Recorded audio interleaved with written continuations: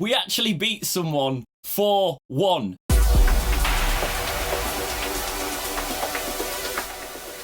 Yes, the start of this week's Chat the Championship is going to focus on Sheffield Wednesday, who had the most exciting game of the Championship this weekend, beating Middlesbrough 4-1. I think I've mentioned it, away from home. I'm quite giddy. I'm very much drinking the we're going up juice right now. And what's most impressive about it for me is Gary Monk has got 7 points from 9 games. 4 goal scorers, different goal scorers. I mean, admittedly, one of them was Clayton for Middlesbrough. But the other 3 being Iorfa, Reach and Fletcher shows that we've got different players in our squad that can score goals. And the clinical finishing that I'm seeing from this Wednesday side at the minute is giving me a lot of reasons to be cautiously optimistic. We're close to the top of the league. It's so tight at the minute. After 10 games, I could very much see us being up there if we keep this up. I really hope I'm not cutting back to this later on in the season where it all went wrong. But right now, Middlesbrough, I've always respected. They have got some quality players. If you think about it, our current side are made up of a lot of frees. People often say we have a lot of money. We spent that money really, really unwisely, though. And a lot of our squad at the minute isn't worth as much as Brita Sombalonga. So the fact that we have beat that side very, very convincingly away from home is amazing as a Wednesday fan. I do feel for Boro. Obviously, you're expecting more. Their fans have been very gracious in it, which I always like to see. They don't understand what's going wrong for them at the minute. To be honest, I don't really understand what's going wrong for them. Is it your management? Is it not going the right way for you at the minute? Obviously, an old manager in Gary Monk coming back and then beating you 4-1 with one of his new sides, that's never going to look good or feel good for fans of the previous club that he was actually at. I think Boro have got a lot of quality in that side, and if they can find the right direction, they will be alright. There were a couple of chances, stonewall chances, that Sombalonga should have put away, and then it could have been 4-3. There was a definite couple that I'm like, how has he not finished those? It could have been a very different match if it was 4-3. But it wasn't, so there's not too much point dwelling on that. If you miss those chances, it's 4-1, it's very clinical. The game is full of what-ifs and buts, but in this situation, I didn't think there was any clawing back for Boro, and they need to get better going forward. But Wednesday, I'm kind of on cloud 9 with that one. So every week, I ask you guys to message me, tweet me mainly, with your stories for Chat the Championship. I want a bit of fan insight into what you guys think's been going on in the Championship, how you feel about certain clubs. Some of you guys obviously have got a different perspective to me. And this week, we had somebody write in on Twitter with something that I feel is worthy of going in the Chat of the Championship, and it relates to Stoke and their current situation. So Alfie Hughes tweeted me and said, don't know if you saw the Stoke game, but it's definitely worth talking about on Chat the Championship. Stoke played very well, but individual errors caused them to just collapse. But they ended very well and arguably deserved a point. And as an Ipswich fan, when we went down last season, there were so many games where we played well and we should have won really, but individual errors and lack of clinicalness cost us many games, even if we scored first. So I can really sympathise with Stoke fans, and I hope Joes can turn it round. Thank you very much for writing in, Alfie. I agree. I watched the highlights of the Stoke match. I didn't actually watch it in full, and I can see what you mean about individual errors, and from what I have seen of Stoke, that has been it. We talk about Butland, and Butland always used to be this keeper that was destined for England glory, and he was one of the best young keepers. You can't spill it like the image I'm currently showing you on screen. That spill literally was the turning point for this game, and an individual error here. Obviously, you can't get on his back too much, but you can't be doing that in the Championship, especially when you're in a position Stoke are in. I think keepers often play too much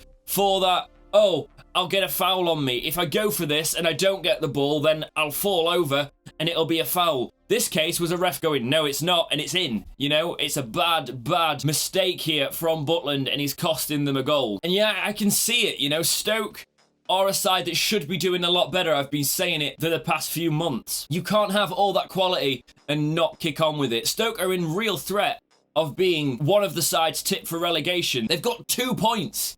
So it's gone beyond just being tipped for relegation now. They're at the bottom of the league.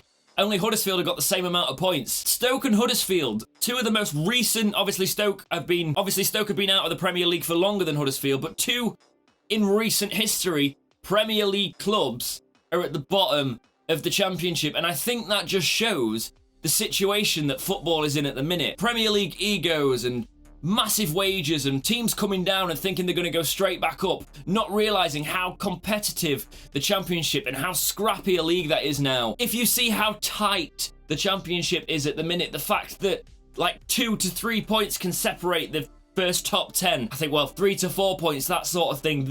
Those sort of close margins show how competitive a league it is. I would argue it's currently a more competitive league than the Premier League, because you've got Liverpool and Man City who are going to run away with it. It's literally, there's top 2 there, and everyone else are in competition with each other. In the Championship, anybody could be top. I don't know why anybody could ever say that the Championship is not competitive in that regard. And Stoke and Huddersfield are feeling the brunt of that right now, and they could very much be League One sides next season if they don't get their act together. And as Alfie was saying, individual errors will cost you over the course of the season, and Stoke really need to get that ironed out because they are in big trouble at the minute. I actually didn't think Huddersfield were going to get the 3 points from Millwall, but I think a lot of people thought maybe this is the turning point. If they're going to kick on under Danny Cowley, they need to be getting the points there, and the fact that they drop points, they're in trouble. And just to show the discrepancy in this league and the fact that anybody can beat anybody, Charlton are a newly promoted club, and they've just beat Leeds, who are topped to win the Championship this season. I really, really respect Charlton, and I'm actually kind of worried about when we play them now, because they've done so well coming up. And it isn't really a fluke. After 10 games, if I'm still saying this in a couple of games' time, they are contenders. They could be in those playoffs, they could be going for it, and it just shows how you can kick on in the Championship and how competitive and awesome this league is, even if it gets under my skin and frustrates me half the time. It's results like Swansea-Reading. Swansea should be beating Reading because Reading are in a bit of a woeful form at the minute. Swansea are at home and it's a draw. I've actually predicted the Championship League myself this week, and I've not looked back, and I don't think I've done very well. I think I'm coming at the bottom of my own league. Just look at this league table though. 4 points separates 10th and 1st. After 9 matches. We're coming towards the point in the season now where in a few matches time we'll be at that stage where we're a third into the season and results really start to matter. And I'm so glad I started a commentary series talking about the Championship this season, because I think there's going to be a lot of upset. Even Middlesbrough, who just lost 4-1, they're only 9 points off second. That's a run of form. You know, we're at this point in the season where anything can happen. I think we're in for a very exciting campaign this season. Okay, so it's Chat the Championship League table prediction time. I forgot to send you guys out the message this week, and nobody had dropped it in the comments, so I didn't have anything to pick from. I think it's usually a reminder when I send the community tab thing on, but I was out and about, so I forgot to do that. So I thought at 7:10, before any matches kicked off, I'd do my predictions, screenshot it so it's there forever, and then suffer the wrath of entering my own league. I don't think this is going to go well. Okay, at the time of recording this, I've only got 10 predictions, so I might have another point if Brentford beat Barnsley. But it's currently 9 minutes into that match at the time of recording, and Barnsley are beating Brentford. So we'll see if I get another point in time for the next Chat the Championship. But my first prediction, I had Forest to beat Stoke 2-0. They actually beat them 3-2, so it's not an exact, but it's 1 on the board. Not too bad. I had West Brom to beat QPR 3-1. I thought QPR would score. They didn't. West Brom beat QPR 2-0. It's a correct prediction though, so that's 2. I had Wednesday drawing with Boro because I thought it's a tough one. Gary Monk returning to his old squad. I was trying to take the Wednesday bias out of it. In my heart, I was saying we'd win, but I do that all the time, so I tried to go against it. Should have gone with it. Wednesday won 4-1. Incorrect prediction. I got Huddersfield drawing with Millwall 1-1. That is what happened. I said to my girlfriend at the time, I said, what's Huddersfield's score at the minute? And she went, oh, they're actually winning. I went, give it 10 minutes. And oh God, their season at the minute. I had Swansea beating Reading 3-0 when they actually drew with Reading, so that was a good result for Reading. I had Cardiff beating Hull 3-1, and Hull were actually winning for quite a lot of that match. Cardiff only just rescued a point. I had Blackburn beating Luton, and Luton has shown that they want to stay around in this league. They beat Blackburn away from home. I had Preston beating Bristol 2-1 when that was a 3-3 draw. There was a lot of draws this weekend, and I didn't predict many draws at all. And I had Charlton losing to Leeds 2-0, and Charlton, obviously, thanks for that, guys. You beat Leeds. I mean, I'm not really fussed that you beat Leeds. Well done. But you've kind of knackered my predictions there. And I did have Derby beating Birmingham 1-0 when it was a 3-2 win. So lots of goals in the Championship. I may or may not have another point if Brentford can turn this match around and beat Barnsley. but that will be in the next Chat the Championship, whether I need to update my score there. Okay, so as it currently stands, I've got 4 points with 1 exact. So I'm not at the top, but I'm not at the bottom.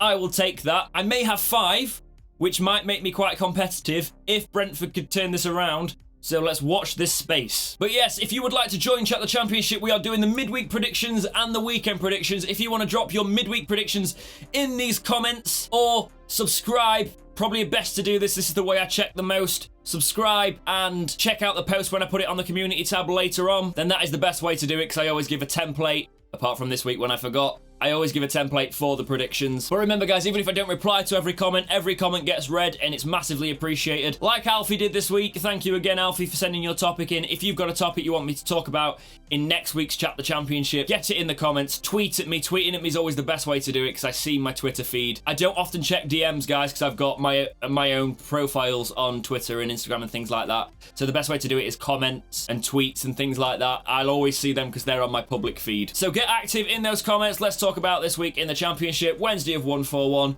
I'm very happy. But for now, guys, as always, thank you so much for watching. Please like, subscribe, do all those things, and keep watching right here on Dexterity Box.